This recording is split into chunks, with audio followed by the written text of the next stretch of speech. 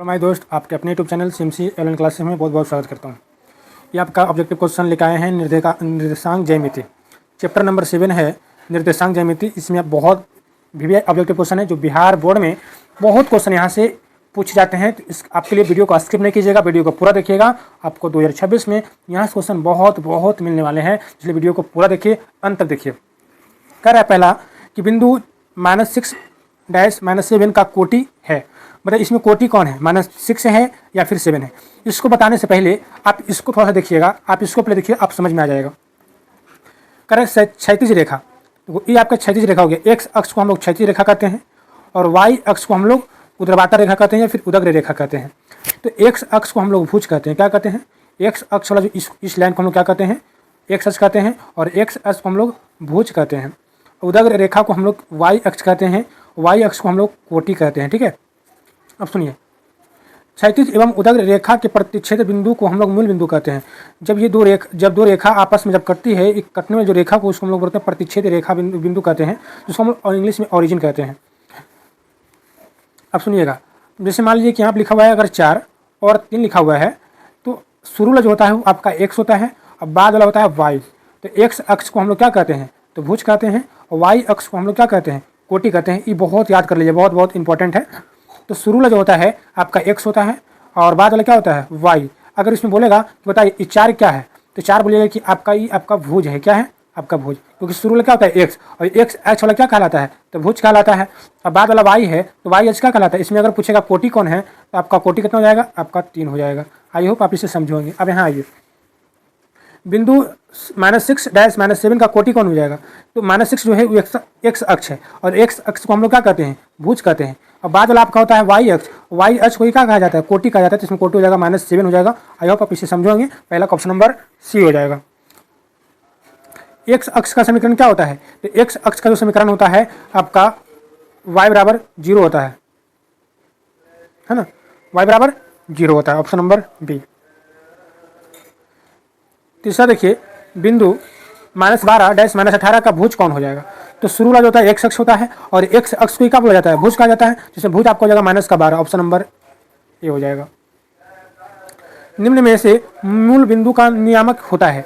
ये आपका VBI है, द मैन में नोट कर लीजिए। बहुत बार पूछा जाता है कि मूल बिंदु का निर्देशांक कितना होता है या नियामक कितना होता है। याद रख लीजिए 0-0 होता है। क्या होता है? 0-0। 4 का ऑप्शन नंबर बी। चलिए 5 का क्वेश्चन देखिए, बिंदु -3 और -5 किस पाद में स्थित है? ये भी आपको जानने के लिए आप यहाँ आइए। जब भी आपको बोले किस पाद में अगर स्थित है, तो देखिए जब इसको आप, ये आपका एक्स अक्ष हो गया, ये आपका वाई अक्ष हो गया, तो ये 4 भागों में बट गया। कितने भागों में बट गया? 4 भागों में। तो पहला पाद उसको बोलते हैं प्रथम पाद बोलते हैं ना, इसलिए आप फर्स्ट लिखें, समझ जाइएगा। प्रथम पाद में आपका दोनों प्लस होता है। द्वितीय पाद में आपका एक माइनस होता है, एक प्लस होता है, याद कर लीजिएगा। और तृतीय पाद में होता है आपका दोनों माइनस होता है, एक्स भी माइनस और वाई भी माइनस, इसलिए दोनों माइनस में होता है।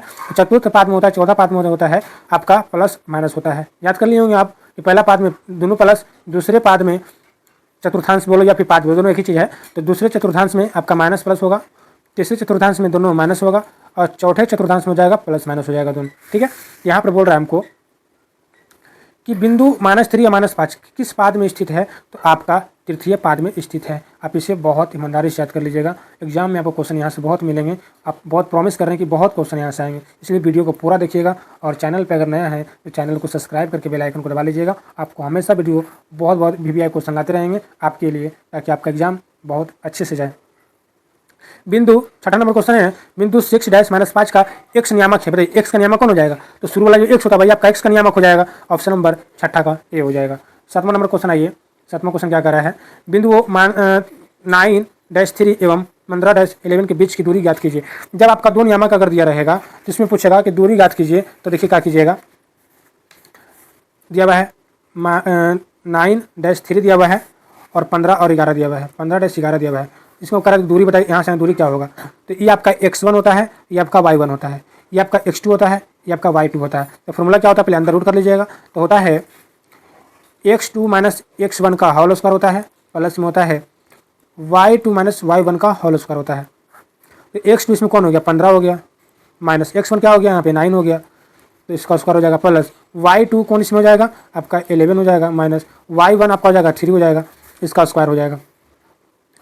15 में से अगर 9 जाएगा तो आपका 6 बचेगा, तो 6 का स्क्वायर हो जाएगा, प्लस 11 में से अगर 3 जाएगा तो आपका हो जाएगा 8 हो जाएगा, तो 8 का स्क्वायर हो जाएगा। तो 6 का स्क्वायर आपका 36 हो जाएगा और 8 का स्क्वायर आपका 64 हो जाएगा।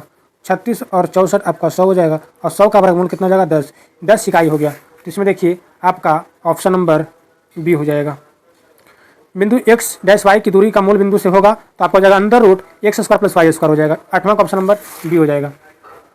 चलिए क्वेश्चन नंबर 9, बिंदु 2-3 एवं -2-3 के बीच की दूरी क्या होगी? तो ये भी कर लीजिए, इसमें से कल क्या कीजिए घटा लीजिए। तो -2 का होल स्क्वायर हो जाएगा, अंडर रूट दीजिएगा पहले, फिर प्लस, फिर आपका 3 - 3 हो जाएगा। तो 3 - 3 का होल स्क्वायर हो जाएगा, जिसको जोड़िएगा तो हो जाएगा 4 और प्लस में 0 का स्क्वायर 0। तो 4 का मूल कितना हो जाएगा 2। इसका ऑप्शन नंबर क्या हो जाएगा?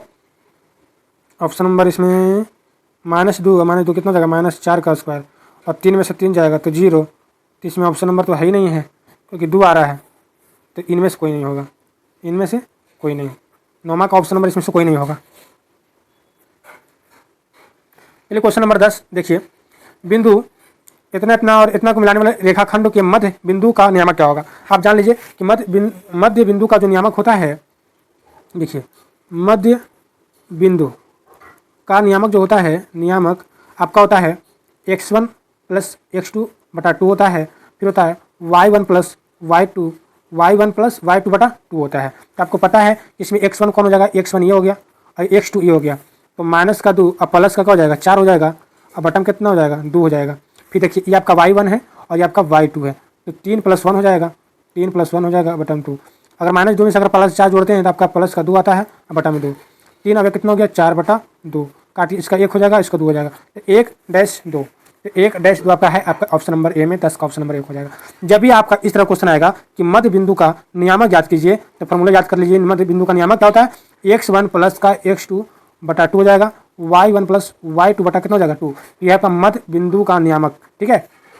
चलिए 11 नंबर क्वेश्चन है, बिंदु -3 और 4 की दूरी मूल बिंदु से क्या होगी? तो जब आपका एक नियामक दे रहेगा तो क्या कीजिएगा, अंदर रूट पहले कीजिएगा, फिर कीजिएगा आपको -3 का स्क्वायर और प्लस का 4 का स्क्वायर। तो -3 का स्क्वायर कितना हो गया 9 और 4 का स्क्वायर कितना हो गया 16, 16 9 कितना हो गया 25, अंदर रूट कितना हो गया 25 और 25 का वर्गमूल कितना हो जाएगा 5। तो इसका ऑप्शन नंबर डी हो जाएगा। ऑप्शन नंबर कितना हो जाएगा डी।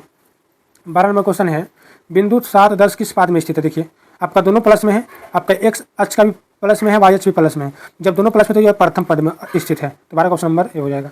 करें बिंदु -6 और -7 का कोटि कौन हो जाएगा?